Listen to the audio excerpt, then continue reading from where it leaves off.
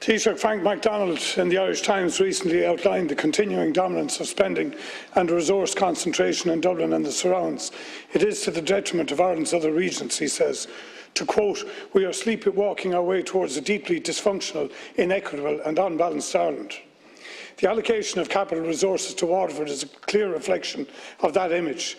The endemic failure to resource Waterford as the South East regional driver is all too easily illustrated. For example, despite the university hype, no new visible investment in teaching buildings in Waterford has taken place in the past 20 years. The vaunted Crystal site purchase and the promised engineering building remain purely aspirational. The Waterford primary routes to Cork and Limerick remain devoid of any upgrade in more than 2 decades. 2019 to 21 IDA visits to Ireland totalled 558. Waterford received just 6% of those. In fact, just 30% of the visits directed to Cork, Limerick and Galway. Our South East GDP has fallen by 20% in the 2 years while the Dublin economic juggernaut rolls on. But surpassing this, Taoiseach, it is in acute healthcare that discrimination in capital resourcing is most evident and most egregious, as is the political gaslighting that comes with it. Recent PQs to me outline that from 2013 to today, capital allocations to the regional hospital in Waterford were just 45% of the budgets given to the peer regional hospitals of Limerick, Cork and Galway. That figure includes the Dunmore Wing, the palliative ward and the new cath lab so often referenced by government in this House. Despite the continuous underfunding and the lowest employee headcount of all peers, UHW still outperforms all others. Even with the surge of redirected Wexford patients, it is officially the busiest emergency department in the state since March of this year, and it continues to be an exemplar in emergency care KPIs. Knowing this then, Taoiseach, why did government see fit to award between 54 million and 94 million each to the other 8 Model 4 regional hospitals in the HSE 23 Capital Development Plan, while at the same time completely excluding University Hospital Waterford from accessing one single red cent of funding from this National Acute Spending Programme?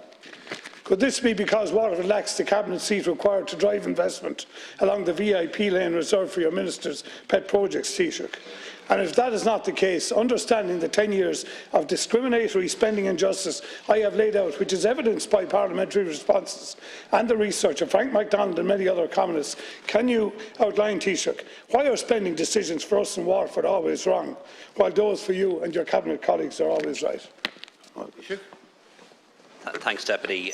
I think if you look back over the past 10 or 20 years, there actually has been very considerable public and government investment in the South East.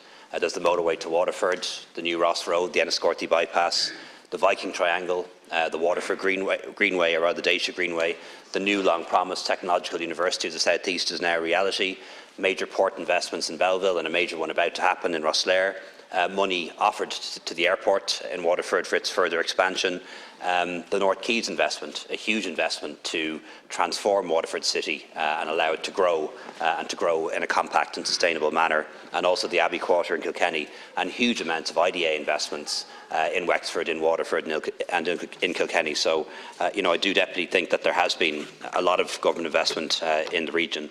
In relation to the hospital, specifically, just under this government in the past 3 years, the budget for University Hospital Waterford has increased by 30%, staffing levels by 23%, and there has been over €90 million in capital investment, and there is more to come. Minister Donnelly met with the leadership team from the hospital last Friday to discuss future investment. Already, as you mentioned, with the Dunmore Wing, there's an additional 60 beds, the second cath lab due to open in September, the palliative care centre, and very much on the agenda now is the new surgical hub. Waiting lists are already falling in Waterford, but we think they'll fall faster once the surgical hub is up and running.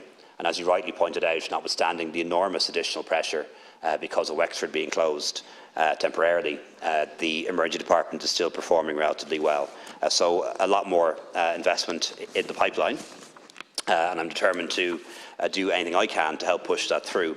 But that will include the laboratory extension, a new outpatient department vertical extension, additional day ward beds at the second cardiac centre laboratory, and a new additional mental health unit, and also in the medium term a proposed new ward block of 160 beds. Thank you, Taoiseach.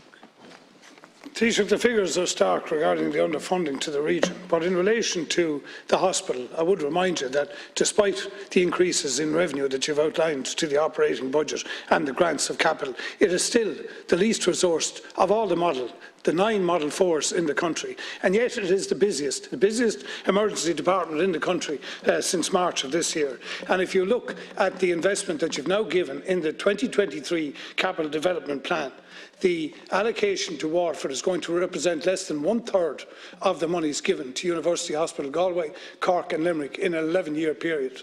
That is the stark reality, no matter how you dress it up, Taoiseach. And I accept your bona fides in that you are keen to move things along, but I would point out to you we have a dysfunctional procurement system in terms of trying to deliver these projects, and we have not even allocated capital for design and build specifications in the capital plan to University Hospital Waterford.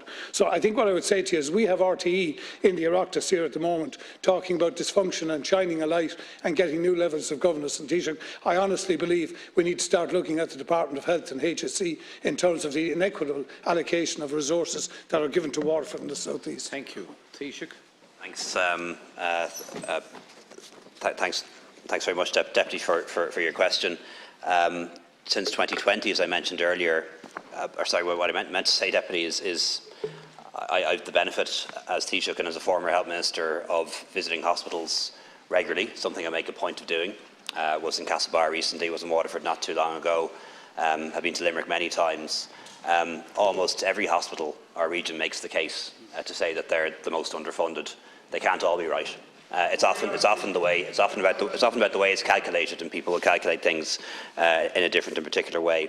But as I said earlier, 91 million invested in the hospital so far under this government. That includes the construction of the new OPD with 16 consulting rooms, 4 virtual consulting rooms, 2 minor procedure rooms. That was completed in Q1 of this year and opened.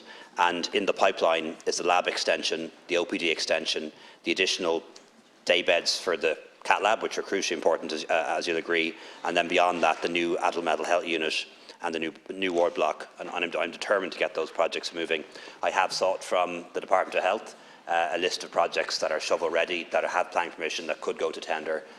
Don't have that yet, but as soon as I get it, I'll engage with Minister Donnelly and Minister Donoghue to see if there are projects that are through planning permission that are stalled for some reason, and we'll get them moving.